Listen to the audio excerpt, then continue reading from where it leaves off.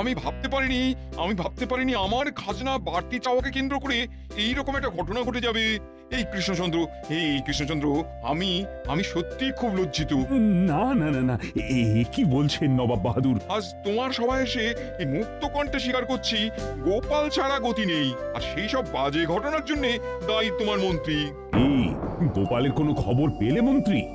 আগে না মহারাজ, আমি চেষ্টার কোনো ত্রুটি রাখিনি। ভুল কথা, তুমি চেষ্টাই করনি।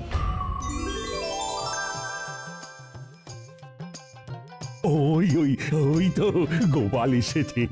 এসো এসো গোপাল, তুমি আমার বল, তুমি আমার ভরসা। তুমি ছাড়াও এই সবাই একেবারে ফর্সা। গোপাল ভাই, ভাই ভাই তুমি আমাকে ক্ষমা করে দাও ভাই। গোপাল যদিও ক্ষমা করে, আমি তোমাকে কোনোদিনও ক্ষমা করব না। আর কৃষ্ণচন্দ্রকে বলবো মন্ত্রীর পদ থেকে একে বরখাস্ত করতে। এই, একেবারে ধনে প্রাণে মরে যাব।